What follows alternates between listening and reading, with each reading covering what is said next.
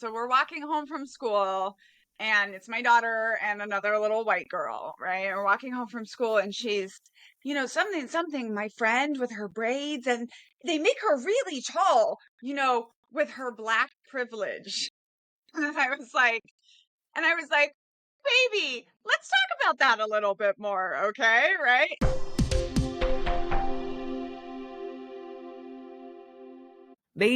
Kids know how to change and grow and all of that stuff, and like we do way too much. It's our own comfort that we shield when we do that, but like this whole spoiled, like it's one and done, they're spoiled now, they expect this.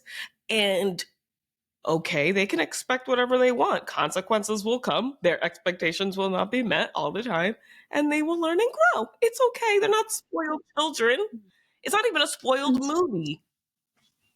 And Rebecca, I had a kid story I also wanted to share, and it kind of fits in this. Okay, so we're walking home from school, and it's my daughter and another little white girl, right? And we're walking home from school, and she's, something, my friend with her braids, and they make her really tall, with her black privilege.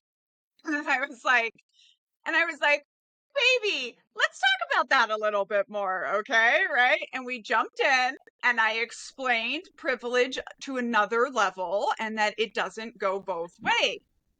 But what I wanted to say about all of that was like, first of all, she's already thinking about privilege, right? In regards to race. Second of all, like, we just talked about that more, and now she understands that it doesn't go both ways. And third of all, like, my 8-year-old is not traumatized. She doesn't think that she's in trouble for being white. She isn't, she's mad that privilege exists because that's not fair. But those were like kind of the three things I took from that, other than I want to tell Rebecca this story. That is so funny. I don't know why this tear won't stop. Because it's such a childlike understanding of, that's how I would understand privilege. If like in these narrow senses, if you don't have the value systems and structures, you think, white privilege is having the ability to have straight hair and like long, it comes out. And black privilege is maybe having the big hair and the curls and like, you know what I mean? And so that's why it's so cute. She's thinking of it as cool thing that this friend who's different from me has that I don't have. And then, but because we had talked about it before, then that gave me the opportunity to discuss structural racism with the 8-year-old. And like, again, it's a conversation that an 8-year-old can understand. It's so cute, but it perfectly explains why I didn't and don't really like white privilege as the term as it's used right now, or how it's been used. And then I remember posting about it, and people love to dissect my feelings on things, but I said, who started this? I feel like it was probably a white person, and it was.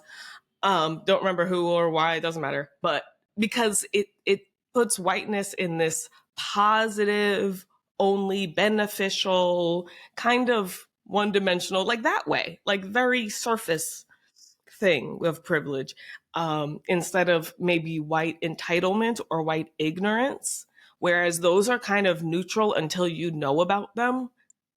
And then once you are aware, I may be carrying some entitlement or some ignorance around, I should find out about it, then that's something you can do something about. Privilege is kind of giving a little bit like fragility, where it's like, well, kind of, but how you're using it is confusing. And I wonder sometimes if that's not the point of some of these terms, and why I like to make my own, because a child can understand what I'm saying and an adult can understand it. Let's have us all understand the same things. If it's confusing to a child, then that's the line I like. Like that could be a good filter for having these conversations. Like you have to bring it there. How we've talked about it. So because in cult studies we have exit costs, an unfortunately named term, and people just get stuck there. They're like, but you're free to leave, and I'm always like, first we have to pull that apart. So I also have my alternate terms for white privilege, because it's one of those. And one of the ones I really like is unearned advantage. Mm-hmm. right? And that was Mm-hmm. kind of how I explained it to my daughter, including the fact that, like, she understands that she has, quote, better hair than mama, because my hair is really curly, right? So it's just like easier. She gets so many compliments, right? And so that's how Mm-hmm. I talked about it. Like, you didn't do anything to earn that hair. You were just born with that hair, and the world has decided that your hair, the white people, of course, in charge of the world, Right. Yeah. decided that your hair was better than my hair, right? And like, that's not fair. No. Mm-hmm. And, it doesn't go both ways, because the world doesn't give curly and kinky and frizzy hair the same, like, credit that it gives straight hair. And then they didn't do anything to be born with that, right? And then, Mm-hmm. this is how I, like, explain the structure piece to her. It's like, it is cool. She has always adored black women's hairstyles, and I think that's great. Yeah. But, like, it doesn't actually give them an advantage, and none Right. of this is something that we, like, deserve or Right. And it's like, I like the unearned part. I used to also refer to privileges.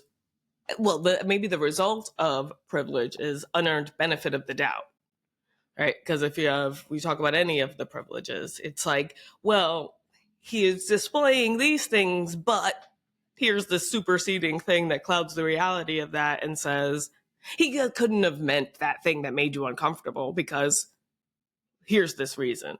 He's blonde and blue eyed and tall and has this fancy job or something. Um, those are all unearned benefits of the doubt that over centuries, I think, and a lack of consequences. So it's like you get the benefit of doubt from consequences. Um, so that's it. And then I think, as you get older, understanding privilege like that makes sense. even that is a good opportunity for a child discussion. I'm going to throw this one in that we've had recently. So, my kid recently is of the age where she wants to know if mommy and daddy have ever been arrested. She Mm, asks us this many times as though we just forgot about it. And so, one of the times she asked my husband, so the answer is, for me, no. For my husband, no, but like, he's been in the back of a cop car, and the reason that he can still say no to this question is because he was a 16-year-old white boy yeah. who did not then get put into custody for the shenanigans he was doing. And so, like, even that question, I think, of like, and that's like when you say white ignorance to me, it's like that, Hmm. like, stereotypes, the bad ones against black people, the good ones that help people that look like me and Haley and my husband, like, that's all coming from white ignorance. Yeah. And you're so displaying that ignorance, right? And not receiving consequences for it around us. Because when we say, hey, this wouldn't happen to us, you're saying, That's not right." And I don't know that to be true. That is my ignorance, but that's also a facet of whiteness, to not believe it if it can be proven to you in a way that makes sense. A lot of white people like to say, I don't understand, when they are really just uncomfortable with. It doesn't make sense to me. Well, that's not information. That didn't those are just words. Um, it's applying it and like sitting in that discomfort, accepting it, believing it, considering it, ABC. But it, people get so uncomfortable with privilege because they think it means easiness, just like this overall easiness. And we know about the virtue of suffering. So any implied easiness of life is somehow insulting to those who experienced privilege. And then it becomes an arguing point, and that's why I'm not also a fan, because I don't care about your individual life. It's not about that. It's how I can see your whiteness in the lack of understanding other people's perspective. I like to say that the opposite of privilege is consideration. The Mm. you all Black women have to consider literally everything in order to move about the world in a safe manner, and also raise people to live in a safe manner. If you are a white man who is able-bodied and says whatever, you can never think about other demographics of people, and you'll live a fine life. You probably won't even know what you're missing out on, to be fair. Like, I'm not saying it's good. I'm saying you have the privilege to never consider what it would be like if, or your hair isn't something, or whatever. And it's not We need to do negative and a your fault, but it's true. we need to do a video of like, have you seen the one where the speaker asks men what they do to make themselves safe before they leave the house every day and they have nothing to Mm-hmm. say? Eventually, someone laughs embarrassingly and says, "Don't go to jail." And then they ask women what they do and they're just writing down the whole time. Like, at some Mm-hmm. point, you and I should do like a version of that with an audience of like white Yeah. women and black women, and like Yeah. that would be 'Cause- so much learning, I think, because I have some hints of what you're saying, but I don't even have like that many concrete examples that come to mind. Right. And it's sometimes you only know when you hear someone else say, I do this. Like, a lot of those little privileges only happen when I hear other people not worried about that thing. And Hmm. then I realize, oh, we're not all worried. Because you only have your perspective. It makes sense that someone else wouldn't care as much about all of these things before they take a road trip that I had to be aware of. But hearing someone go, huh, all I, Yeah. and it's like, oh my goodness, I can't even imagine what that would be like.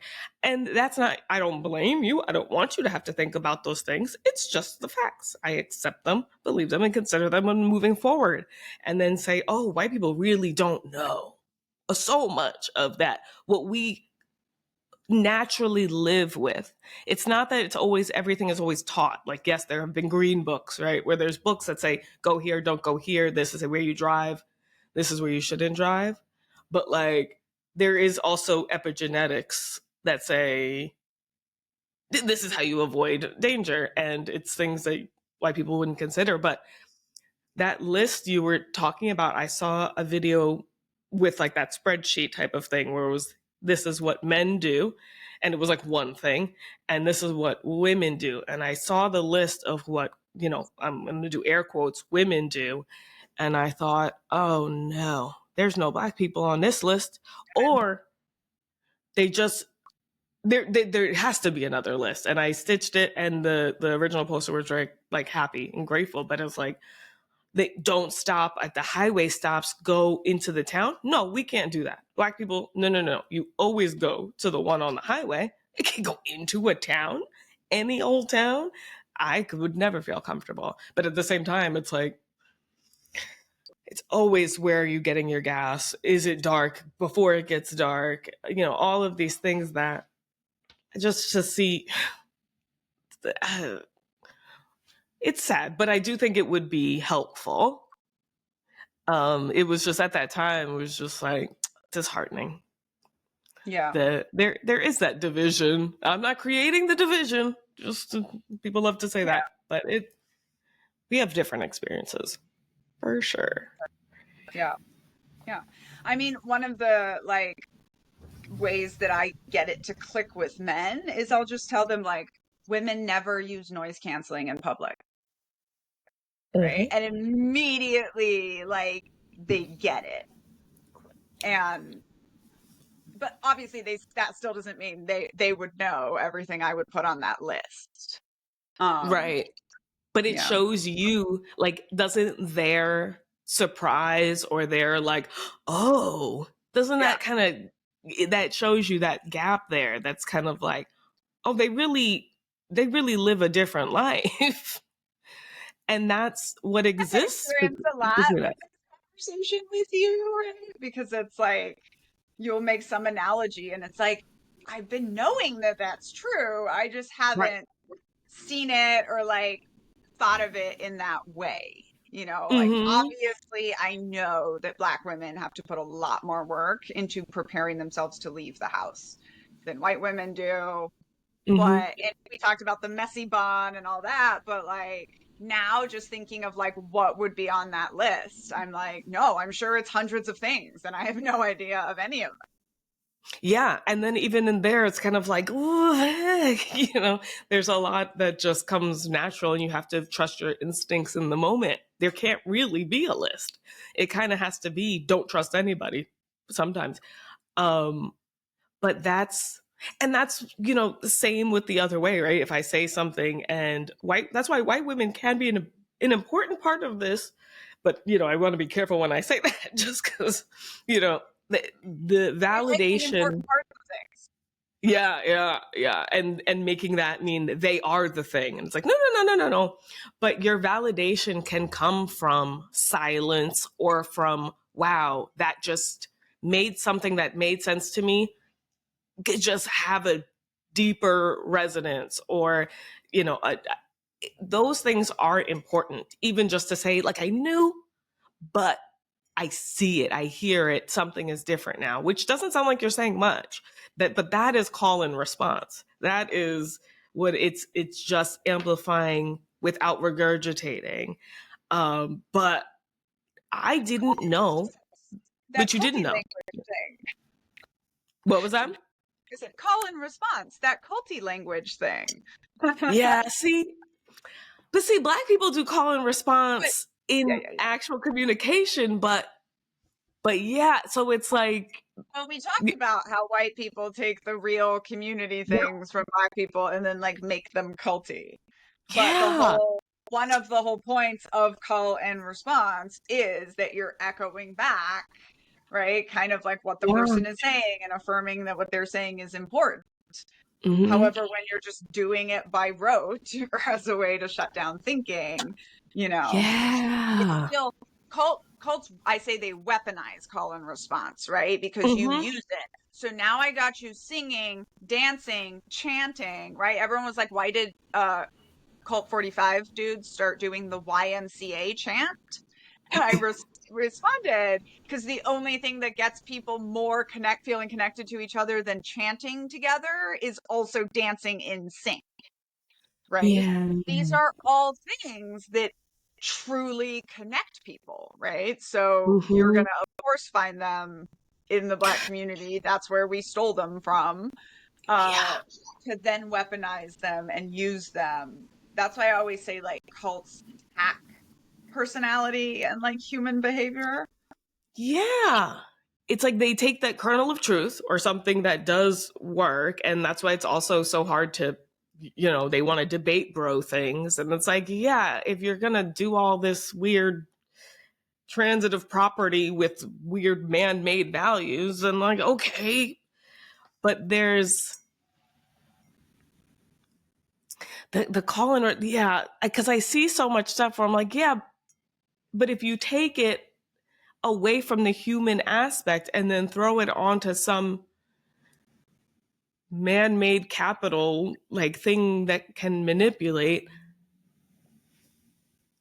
then it's really hard. Yeah, sorry, Yeah, I just realized that it's like, every time with cults, it's like you take a tool and you turn it into a weapon, right? And so it's yeah, like we know that chanting does make you feel connected to the human beings with which you're chanting. That's a fact. That's why humans have chanted in groups, in every group in society, right? Like that's something about us that is human. hmm, But hmm, then when you take it and you know how to use it and just like turn it on, yeah, chanting also makes us highly susceptible to suggestion. Another truth. That's not bad if you're trying to establish real community, right? You want the people in your community to feel connected to each other and open to suggestion. But the yeah, suggestions you're trying to give them are not manipulative. And right. this So is that's where the problem. Yeah, it's And like, this is also going back to why just like making a list or writing it down like isn't always helpful. It's like I always tell people like women still have knives in our kitchens even though we have husbands, and often women are murdered by knives in their kitchens by their husbands. It's still a tool. It's just a tool. It's the way that manipulative people and cult leaders, and of course the people who created and lead the cult of white supremacy, like use those things. yeah, And my brain just went like, get rid of the men in the anyway, the husbands seem to be the problem, not the knives. But then I sounded Right. like, you know, um, but there's a persecution thing in there too, because I was listening to someone online talk about, how to get a fan base online, and it it was making this connection that you're making for me. Is they said, when you have haters, that's how you get a loyal fan base, because when they see someone hating on you, then they don't want to see that, and now they have something to rally against, and that's how you get a dedicated fan base. So this woman makes a TikTok account and quits her job to do like dating stuff, and she's like, as long as I have haters, I'll have fans. And but so like, not using herself as her brand moving forward, or it's not doesn't necessarily so sustainable, but using those tools and saying, I'll get haters if I do this, and then by that way I'll get fans.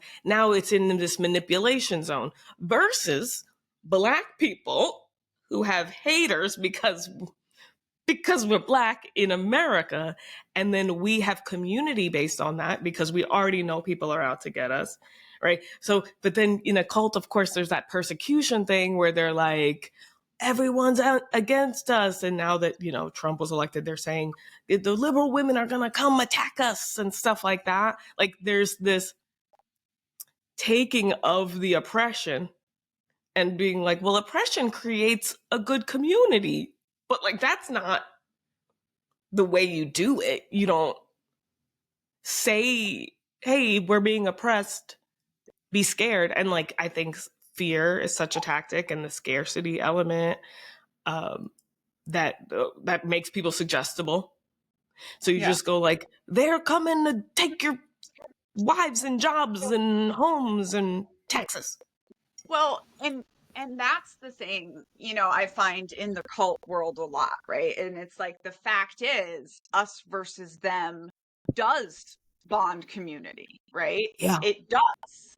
Yep. And what happens with like that's part of why I think that Black communities are so much better connected and helping of each other than white communities are, right? Like no one on my street is out to get me, right? And so Yeah. we don't watch each other's backs as much as, other people might. So then you have like abusers that come into the communities, right? So in all of these Black only cults like Nubian Nation or Nation of Islam, they use that, right? They use the Mm-hmm. fact that there is an us versus them, that there is a persecution because it's useful, right? Because that is the way that humans naturally respond. It's funny because when you were talking about this, I was like, oh, it's like Taylor Swift versus like rappers, as far as like, because when we were talking about the having haters, right? It's like these are both people that like use that the Oh tool yeah. of the haters to bond your fans, but I think it can be done in very different ways. Well, here's the thing, Danielle. I'm gonna give you a bit of a spoiler. Taylor Swift is a white woman who is Well, who I is a know. brand that is headed up by some white people, and a white man owns the whatever thing she's under, even no matter what. Her father was the first one. So like, I want you to be prepared. Spoiler alert, something's gonna maybe happen. She's gonna she's gonna this is gonna probably keep showing cultiness. It's on us to be the people who speak to individuals and say, don't make decisions based on cultiness. Like, you're allowed to feel like this is community, but it's not. And I do like to say, like, there are people, when Taylor Swift does not denounce certain groups of people, right? Then you're in a big crowded stadium with all these types of people, and there isn't any filter that makes sure that there aren't like certain types of people there. It's not that any one of you is a problem, but it's that when it's an open environment for people to come in, be harmful without the white person realizing it necessarily. Because I've seen videos of Black girls at these concerts not being treated very nicely by other women in the audience. So like, I just think, Yeah. she is skinny, blonde, Oh yeah. has a following. Very clear. I was trying to imply that she uses, Oh right? yeah, Like yeah, yeah. she is one of these people that I think knows that the haters are good for her, right? And Yeah. so it's like Yeah. she uses that. Whereas I think Oh a yeah. lot of other artists or authors, like they just have more natural hatred coming at them, right? Like, That's true. Yeah, but she yes, really, I yeah. definitely, the more I live in this world, the more I realize that, Tay Tay is maybe the just the classic white feminist. Yeah, As and that's okay. much So as I we think all that, hate that. right. Yeah. And I think that coming into deconstruction is accepting, believing, and considering it, right? That doesn't mean you have to cancel. Like, canceling isn't on my alphabet of things.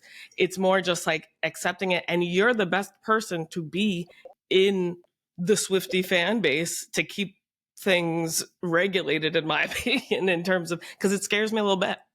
I do remember, there was something with Ticketmaster, and then all of a sudden the DOJ was looking into it. All, white women felt like they were being gypped by Ticketmaster and the Taylor Swift stuff, and then boom, legal stuff was happening, and I just remember feeling like racism.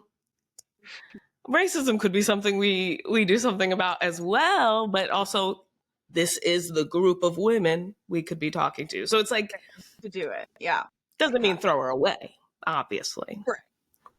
That, I mean, that has definitely been an interesting thing. One of the other things for me is like, I have been a Taylor Swift fan all my life, right? Like, she was writing the words of growing up for me. And why I was listening to that still ties back to the cult, still, I think, ties back to racism and all of that. But there's the fact it happened, right? Right. And it wasn't Right. until I started having a public footprint and being asked to critique her and saying, yes, I'm going to write a chapter about super fans. And like, I'm low key a little bit scared. And I Mm. realized that that's two different things. Number one, I've Mm. seen people definitely criticize like white women truly believe that they're like about to be Taylor Swift's friends. That like they could be invited to her house to eat cookies because they did that the one time. And I Mm.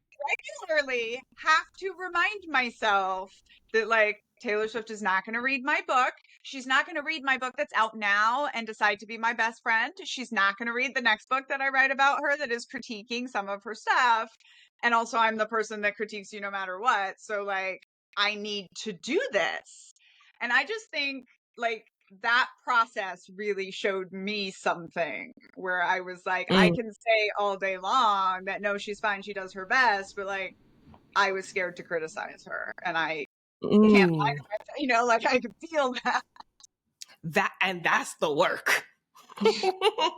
That's how you know you're doing the work, because it's not supposed to be comfortable, right? But I think that makes you the best person to speak on her in a way that would actually be impactful in any kind middle of the road direction. Not even middle of the road, just meaning like not pro or anti, or this is why she's good, this is why she's bad, this is why it's a problem. It can be nuanced because you are a fan and you had to go through the whole process of thinking, maybe I shouldn't say this stuff I actually believe, for fear of, and put that, because that's what I hear when I hear, oh, be careful what you say about this one white woman because the people will something. It's like, I don't know. There seems to be like an actual fear, with the beehive, which is the Beyonce, even the whole comparison. I wish I didn't just do that. But like, I'm talking about black women versus white women, not necessarily which one is anything. But it's more just like people will joke on you, come into your comments, leave bees, and like whatever. I don't know. The Taylor Swift thing gets me nervous. Like the way people talk about it are like, if you say something. And it seems like we should question that. I don't like that. Because what do you mean? What's going to happen? You know? Yeah. And, this goes back to the black and white thing that we talk about all the time. But I think this goes back to also deconstruction, but also to what does that mean? Right? Because, does that mean now I have to give her up completely? Right. Right? And I'm not asking, I'm just saying that, Right. that is the way it goes, right? Like, what I have found is that when you deconstruct a toxic system, you suddenly are a lot less proud of things that you earned, the successes that you had in that system. So, Mm-hmm. sure, if she was, writing the lyrics for my life and I, feel described by her, but what was the trade-off? What was happening to other people? There are so many things. Um, for years, I have been somehow holding on to hope that she will refuse to go to an awards ceremony because there aren't enough people of color nominated. And now I don't expect that. Yeah. And And if it's she like, did, okay, it's the whole never meet your heroes thing, right? It's like, if I think about it, right? Or this, I get the results of this all of the time because one of my major childhood abusers in the cult that I write about in my book is a founding member of Fleetwood Mac. yeah. Right. And so people are always hit with what do you do now? Now that you know that every time you play a Fleetwood Mac song, this cult that hurts children gets money, what do you do now? Right. Mm-hmm. And it's always posed as a very black and white question. And it's not, Yeah. you know? Yeah, not at all. I think it's like now you know that information, and you let your body will tell you what to do next. Like should start believing in ourselves a bit more and not now you have to go declare something somewhere and make a big ordeal out of deleting the stuff. And because it's not about you, it never was about you. But I do think for me with R. Kelly stuff, um, it just started to be like I heard his voice and I couldn't not think about all the terrible stuff. And so I just ended up not participating in anything R. Kelly. I didn't have to make a decision. There's something about white people, like whiteness, let me not say white people, whiteness and decision making, as if that's the thing, the deciding, right? The event, the graduating, the wedding, the deciding, but I think that's very dopamine heavy to, when we ruminate and think about stuff and when, all for nothing because it's all hypothetical anyway. No one's Well, checking. and I also think part of it is, it's like I get told all the time, well, if that's your definition of cult, then everything's a cult. And I'm like, oh, you're so close, right? This is why I'm writing a book called The Culting of America. And I think Yeah. that with white people, it's like, if you understand that funding this capitalism is bad and supports white supremacy, soon you're going to understand that that's true about all of it. And Yeah. then it's almost like it's so much easier for us to just say I don't go to Hobby Lobby or Chick-fil-A, Mm-hmm. but then not think about well, Ford was a Nazi and all of Yeah. America really is only because of all of this bad stuff, right? And it's Right. if you Mm-hmm. start to question it at all, then the whole system falls apart, and so you just don't think about it, and that's how cults. Right. And you don't challenge anyone else to or let anyone challenge you to think about it. Anyone who talks about it is a negative and causing division and just wants attention or whatever the other thought terminating cliche is to make it so we all don't have to face the fact that we're miserable and could possibly not be. Like there's a world in which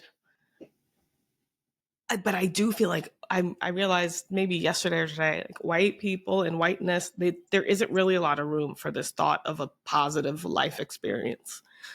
because of the hard work thing and the suffering and, in hindsight, everything's in hindsight amazing and we won and everything. But like, even when white people are happy under the system, they're like, let's rage. Or like, we're gonna go kill it and crush it. And like, it's still angry. You're still angry somehow. So like, I do understand like, where do you go? Or this whole work hard, play hard. Ooh, what if you just were? What if you just be? Like, there's no, even because even in work hard, play hard, I don't know if this is just me, but there's a connotation of drinking. There is some kind of beyond human capacity you need to get to and play hard if you're going to work hard. Right? It's like, where do you live? Like, where does you happen in any of these good things? We're just gonna say there's a reason we all think of the same white bro saying that line, Right? right? Right? But like, that's the only version of what other things are we allowed to do? Like, where's, work some, play with your kids. I don't know. That's not cool. But once you get into the working world, at least that's a lot of what I heard about crushing it and kill. I remember making the jokes to my mom, and I didn't even realize at the time that this was like white people thing. Like, everything's like, you're crushing it, slam it. Everything's like loud, and or they got each other and they have to chug a beer. Like, they're not enjoying anything. Nothing is, or this ice thing where you catch someone and you have to, I don't know. But that's, I always thought it was interesting noticing the differences between people because I didn't see them as value statements, just as like, oh, some people do this, some people do that. I'm used to having family from all over the place. But within whiteness, it's such a limited option for like emotional range or like experiences at all. You got like waspy is positive, but they don't experience anything. It's like no texture, white and beige, Beige. right? And then what's the other, like, what's another successful group of people if they're not waspy? They're like in secret billionaires that do weird stuff. I don't know, like, but black people, we have all sorts. I mean, it's so funny because I never realized how this stuff is connected to white supremacy, of course, but like, I've been having this conversation with my husband where I say, like, because so we have kind of like our basic living covered by passive income, which comes from military retirement and disability, right? So it is like stuff that we went and quote unquote earned, but whatever, right? We have passive income. And I have regularly said to him, like, so he's a full time student and I'm building my own thing. But I have said in the past, like, there's only a limited amount of time that we can just like get away with this, that like other people, which now I think is definitely just white people, like will accept the fact that we just kind of intend to enjoy our lives. And I've spent time like wondering, because he's kind of like, now I'm getting to the point where I'm making good money, my books are selling, and like maybe he's just not going to have a job right away. And I'm like nervous about this. Yeah. I love it when you But laugh at it because it makes me feel like it is that ridiculous, right? And just well, like, yeah. why would it not be something that's just like seen as just like a good thing across the board? Like, oh, you just get to take a year off? Cool. But like, no, we have to prove that like we are worthy. Right, and like, how nuts is that in a way? But I totally get it. And also because our society will reinforce our suffering is how we prove we're allowed to breathe. Like, we're not. I was live and I try not to tangle with the trolls, and it wasn't even a troll because it was someone, I don't know, it doesn't matter. They asked, what do I do for work, or do I have a job?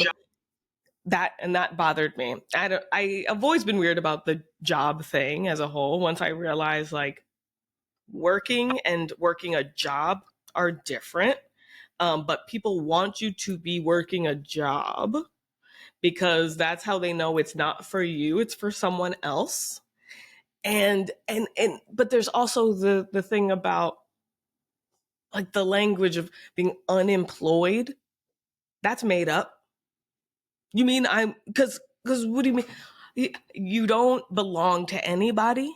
Because you could be self-employed, but when does the employment start if you're just an artist, you know? And I just don't like it. It's used to categorize. The point is they are used for other people to understand where you sit for their box.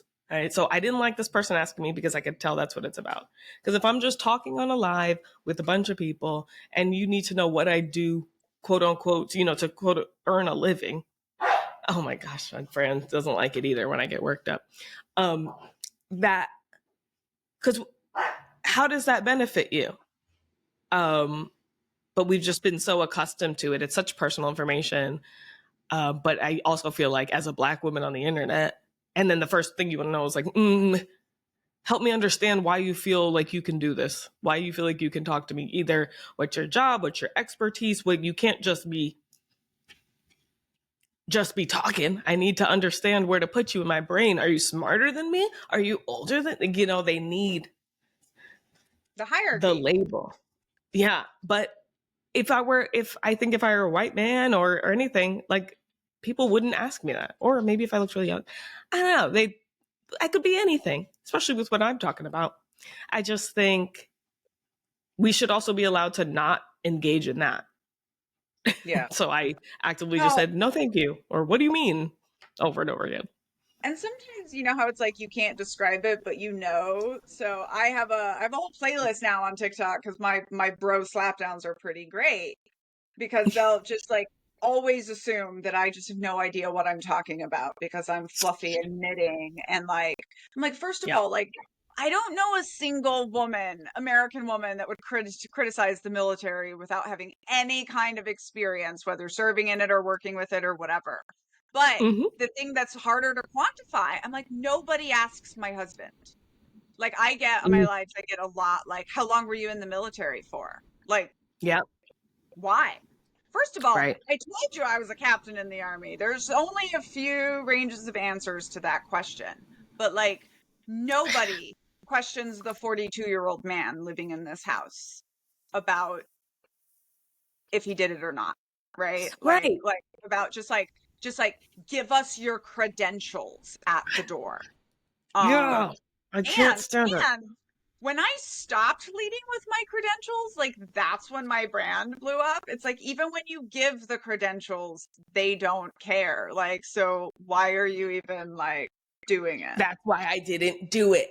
It's exactly that. Cause it just felt like either it's for them to figure something out in order to push their next point or to move the goalpost. Because if it's not that, then it's like, okay, school did you go to? What degree did? It's the narcissism acting in place to just say like, just throw you off. Here's this one thing, and because even when I had a working job in a corporate thing, like boring, I'm a senior analyst for a commercial division of it. Like, shut up. Ugh. And I, I just don't. I don't like it, but it is hard to quantify, like you said. And I heard a phrase recently that I've been obsessed with. I don't know if you can say it. It's you can't do a don't. So like we can't quantify or like prove what wouldn't happen to someone else when it does happen to us. But it's like that's where proof becomes a problem. And like if you need proof, and I think that's a white people thing, that's a whiteness thing, in I just mean, not I believing someone. I remember like I told my publishing team, I was like, I will not have a male editor.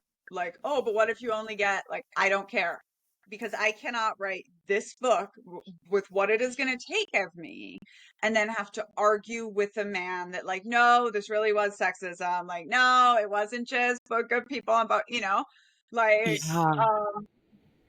I was just like, I just can't. I just need like give me any woman on earth, basically, and she'll like get it. And so I just like Yeah.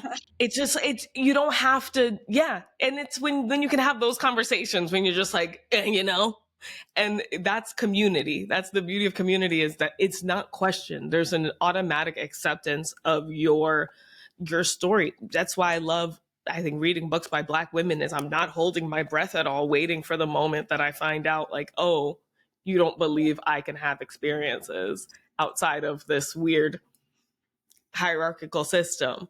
It, and it can be that simple, and it's not a slight to anyone who's not a Black woman, but it just is information to have, and something you don't know until it's too late. You know, I was talking about 9 to 5, the song from Dolly Parton, and how it was one of the things that radicalized me a little bit to get out of corporate America. Because I was like, she said this then, nothing has changed. And someone said, you haven't, and I haven't seen the movie. And they said, oh, you better cue it up now.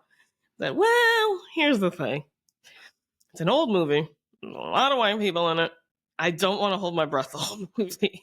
And it's just something, I hear you, it might have been good, but I don't want a new experience of old racism. I don't need that. You know, I can watch a movie I've seen already that I know is going to cause cringe, because, of course, but these are just some of the things. Like, I'm going to stick with the song for now. I just love Dolly Down, but, you know, there is that whole amusement park or whatever she got going. I don't know. There's always something. With white women, you know, It's a you can love lot of them, white people. you know? It's you know, putting that spin on things and not being disappointed when a white people does a white people, and it's okay. You know, Taylor Swift gonna be a brand. Dolly too. That's okay. But I think I love that you might get into it, because I think it's important that it's not the black or white of throw this person away because they engage in some harmful system that we've all engaged in. It's not, you know, spin on all your past experiences of positivity with this. I don't think that's helpful. It's all accepting. It's accepting the kind of muddiness, and it's not supposed to be a smooth surface down there. Like, And I also think there's something to the conversation of like, oh, people just go, oh, well, that was back then. Right. And it's like, no, yeah. but like Marilyn Monroe refused to go to a club if they didn't let Aretha Franklin play, and said if they did, she would be in the front row every night as one of the most famous people on earth. And she did, so Mm, like there was I didn't know that. never, yeah, I'm pretty sure it was Aretha Franklin. I'm pretty sure. But I there was never a point in time in which nobody did the right thing, right? This is one of the Right. things that white people today really forget, is like there was always abolitionists. There was Mm-hmm. always people saying don't, sexually assault the children, right? Like there have always been people doing the right thing. So when we Yep. look back and we just go like, oh, it was just back then, it's like, no, actually, even back then, we didn't just have to accept the racism, you Right. know? It's not like the black people of back then were like, well, you know, it's fine. You know, the black people knew that they were humans. So I'm pretty sure the white people did as well. And so it's not about, and like, even saying something was back then, I think is so dehumanizing for you and for your people. And like, that's what keeps us repeating it, because we think we couldn't have been a Nazi. And like, you could have. And but Yeah, we think it's back then, people. That's what keeps you thinking you couldn't, because you could, like, you need to have seen that that was a person just like you're a person. yeah. But like, And I think one of there's the weird things, morality. I think one of the things that I notice with white people is like this need to justify where we came from. And Yeah. that's where like that's maybe the one thing that allows me to have this conversation and like enjoy, not in a voyeuristic way, right? But like I learn a lot, we do the work, it makes me uncomfortable almost every time, and I don't dread it. But a big part of that, I was literally thinking about this today. I was like, is there going to be some point where I start like dreading Tuesdays? But I think part of that is that I know that I came from a garbage trash religious cult where everything Mhm. was effed up and nobody was just like a good or bad person. So it's like I can pull this apart and not be like, oh, but, and like Yeah. it's like the whole ancestor thing. Like they're dead. You don't have to justify them. Just be like, they weren't able, right? My Yeah. grandparents couldn't stand up for what was right because they went with the norms of the time. Right. They were manipulated just like so many other people. They were propagandized. They did harmful things. People today are doing harmful things. Everyone has done their own version of it. You just figure out which ones your people did because it's fine. They're people. But it's, I think people Like also, I'm sorry. no, I was just going to say that reasons are not justifications. And I think some people think that they need to tell you the reason it happened as if that will justify it happening. There are always reasons. Reasons, of course, there are reasons, but that's not the point. That's not what we're talking about. It's that it happened and what are the impacts of that and what can we learn today from all of that that we just previously discussed. It's not to admonish or bring them back from the dead to hurt them. I don't, it's Right. like, no, we're trying to talk, share, and learn from past mistakes. But in whiteness, it's like, no, you're trying to determine whose fault it is. They love fault. And I think people, this is a really relevant conversation to have right now because it's a reminder that, like, not everyone went along with the horrors and the bad stuff, right? Like, there were white people at every point in history who sacrificed their lives for other people, right? Who were Yep. not being treated like humans. And you Mm-hmm. know what? Some of that may come up again, right? And I think right now, a lot of people want the comfort of like, oh, what can we do? Like these doctors that are allowing women to die because they're too afraid. Oh, because I might have to talk to my lawyer. Give the fucking health care and then go, like what is the worst that's gonna happen? They're not gonna kill you, Right. like you're Literally. literally holding back medical care that could save a life Yep. because you're afraid of a law, right? But even back in the days when they would have killed you for doing this, women were Mm-hmm. giving each other abortions, right? Mm-hmm. Like there have always been, even in 1939, there was one dude who was not Heiling Hitler in that crowd, right? Yep. Like, and we have no idea what happened to that dude, right? But So like, that's the other part is that it's not that you don't know about these white people who were doing the right thing because they just didn't get appreciation or they weren't in existence. Why would they tell you about them? The only one they want to tell you about is John Brown, and that I have a whole problem with that. And give him a museum. He didn't do nothing. But there are people alive today. There's a movie called The Uncomfortable Truth. It's a white man and his mother's been with doing civil rights causes. I can't think of her name. I think her last name is Mulholland, only because I remember his name. But that's because you're not going to get a statue for this. Your name, but you can't look for that. You can't look for examples. And I want to be like the Rosa Parks of white people or something like that.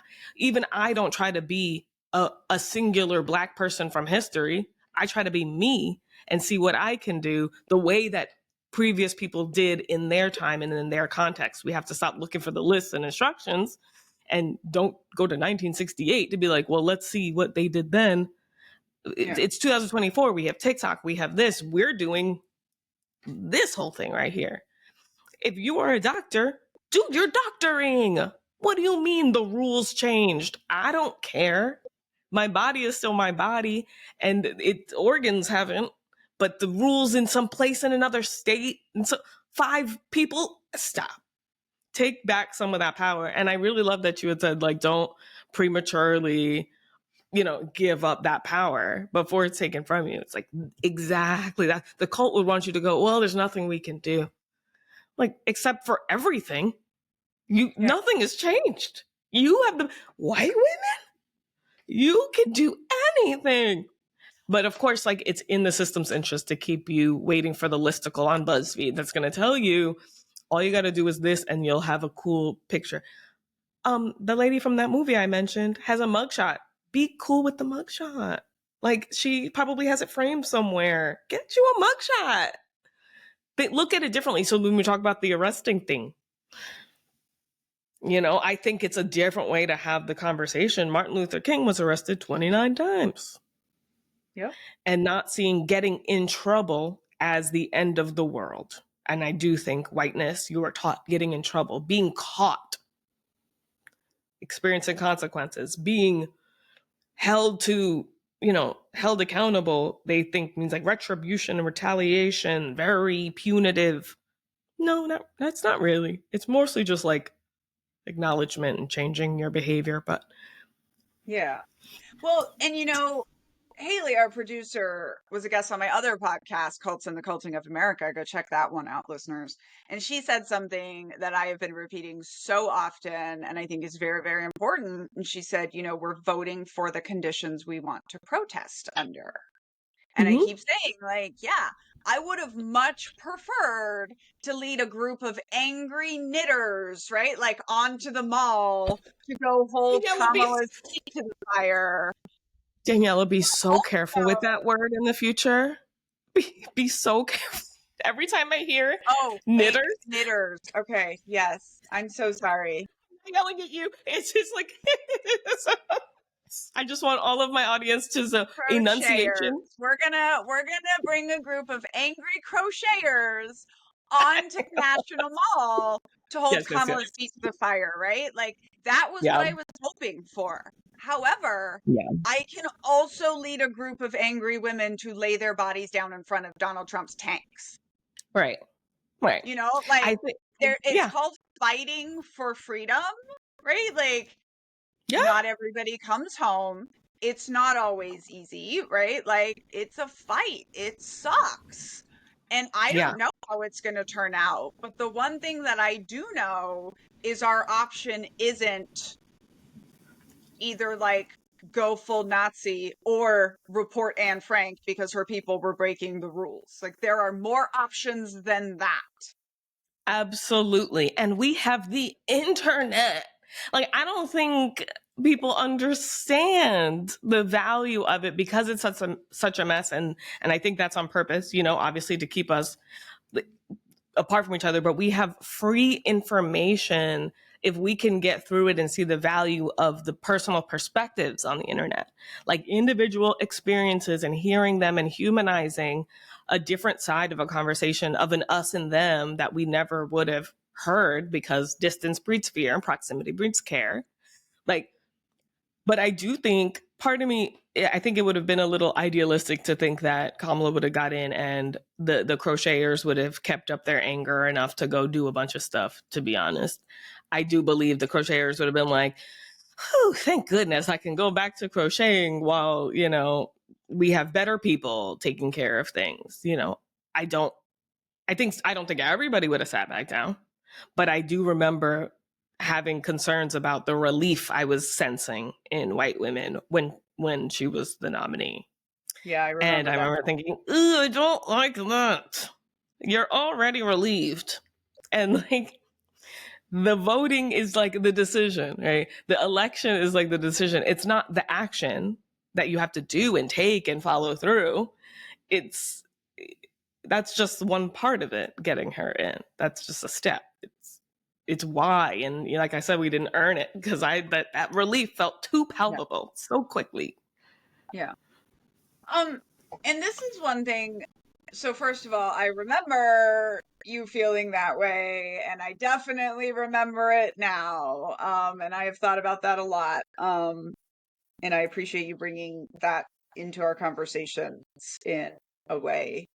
Um, that you could. I wanted to go back to this idea of like white privilege when we start talking about the fight and when we start talking about the internet, like we always used to say to our soldiers, like, any soldier's mother outranks you, right? Because that person on the news matters more, crying, right? Talking to the American people than you do in uniform. And so this is like what I have to say to like my fellow white women is like, this is where we use the right white privilege, right? Like you can pull your car over when a Black person is being stopped by the police and stand there and know that they are not going to shoot you, especially if you have your camera on. You Yep. can use the fact that there is white privilege, right? Like I've tried to tell almost every single white woman that I have encountered the bear thing that you said that you got Mhm. so much drama for. And like I've made white women uncomfortable and upset with me, and like no bad things have happened to me. So like this is like I really want to, and I will probably do this every single podcast, like challenge the 48% of us that need to Mhm. go get our 52% of sisters, that like it's not fair that I'm safer in the world than you are, but since it's true, Yep. I can use that malicious compliance, right? How much could I get away with before they actually threw me in jail? Right. Right. But Most you of it. but Most of it. right. But you're told that like well, this sense of comfort and safety and fear is told you that you're going to get treated like us, and you're not. And you see the men in the khakis and the masks walking down the street, you can go pants them. I don't know. You Ask could them what go they're wrong. do Yeah. something, and they're not going to do anything to you. They see a human. Okay. That would like that would do more than a lot, or just go out there and something skimpy and confusing. I don't know, but I mean, but like that's a very good example. There could be a literal SWAT team moving down my street right now, and my white lady ass could step outside mhm, my house, walk into the yep. middle of them and go, "Excuse me, officer, can you tell me what's going on?" And the Mhm, worst thing that would happen to me would be I would get told to get back. yeah, he'd yell at you. But it's also just being aware of it, opening your mind to getting in trouble as something that's okay. Being allowed when you could choose not to be, making a stink when everybody else is letting things go. You can do that. Nothing's going to happen. And I think that is so important and something I always push too. This whole concept that white people will listen to white people before they listen to black people. Okay, so tell white people to start listening to black people. Maybe they'll start listening. But like you're skipping that part where you say, I have an enjoyable time doing this and learning this. You People skip right over them. They just start yelling at them about it, or like yelling about me, and then now they're mean to me. But it can Mhm. be so simple as pulling over. And I remember in the beginning of my journey making White Woman Whisper a thing, it was if I can get white women to stop their car when a black person is interacting with the police and just be there, it can cost them 5 minutes of their day, barely any discomfort. In fact, they'll probably feel better afterwards, to be honest, and save someone's life. Or not, even if it's not an act of saving, you don't know because you can't do a don't, but you could save, like, just give some hope to a black person. Like, you don't even realize how much it could mean that you just stopped, even if nothing was going to happen. Don't make it about you, but like, it can be a big deal to just say, even without a camera, if you don't have to be a big scene and I'm making sure, da, da, da. Just be there, have your face visible, just like, I'm just checking, I'm just concerned, just regular, not Yeah. combative, even with the police. And because the thing is, the cops know that too. Yeah. The cops know I pulled my car over. The cops know that now this goes wrong and this is on the internet even that much faster, right? Like this goes, right? Like that's the thing about like living in white supremacy. And I think this is part of why white people push back so hard is because we know. We know. Like Yeah. I know when a cop's pulling me over that I'm not going to get shot today. Like I know that.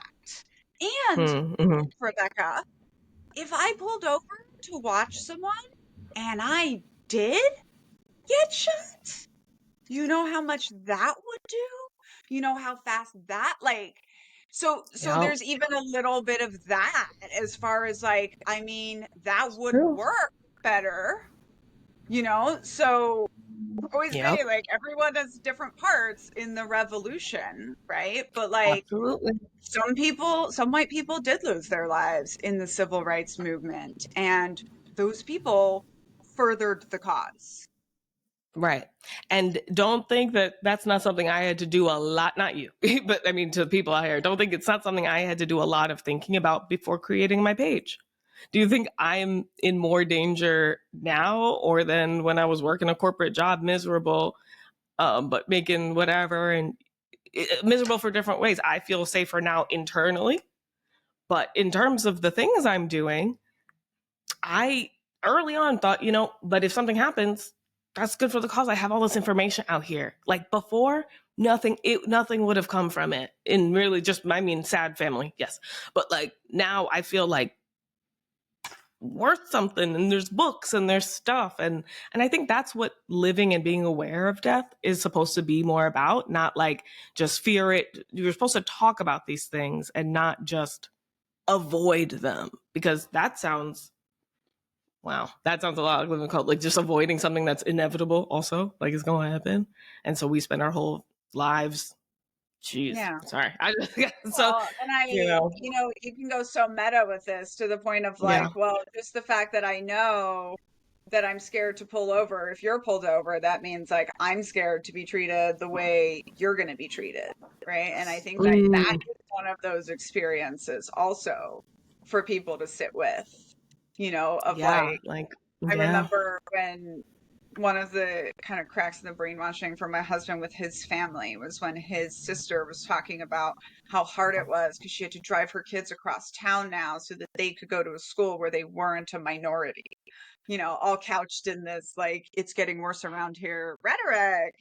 And it was Oh, like I saw him realize that she knew that being a minority in the US was a negative experience. And like he pushed her, she immediately shut down and he like got it, I felt like, mm, and it's like this is one of the things again which I think takes another white person to do is to be like, so right? Like have that discussion with them in that moment and be like, so it's worse. Like all these people, right? Oh, the US is going to be majority not white in 2050. Why are you scared of that? yeah. Is it because you know that they treat this country is worse for not white people? Yeah. And but it's also like for me that's so confusing because I would not want to be see, but that's like the weird transitive property things because I wouldn't want to be white.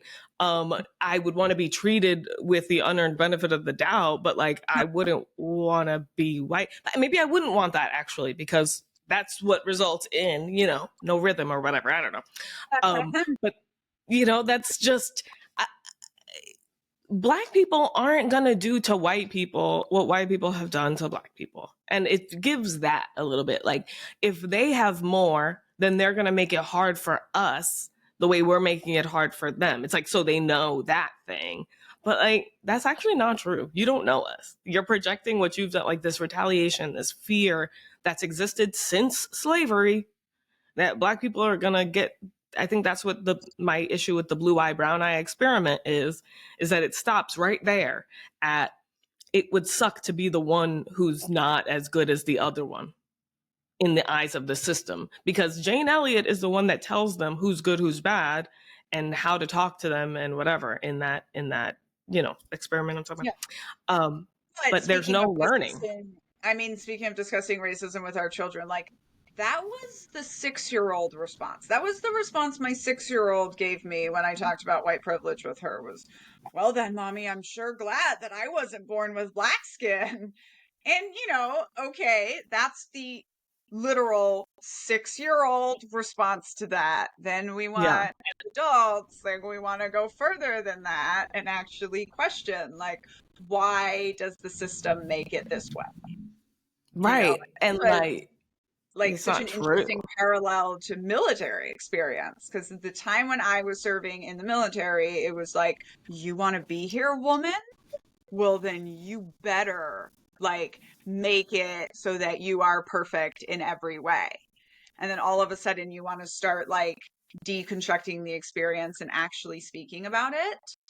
I lost the parallel that I was making here completely, and I'm sorry. But privilege, about learning about privilege being like, at least I'm not, at least I'm not black type of Oh thing. yeah, yeah. It was the like move through it more to be able to actually question. Like that's what I say in my book is like the message is shut up. You asked to be here. So like if a man has an issue, he can raise a problem, but you asked to be here. So like do not talk about it and definitely don't question the system that makes it this way.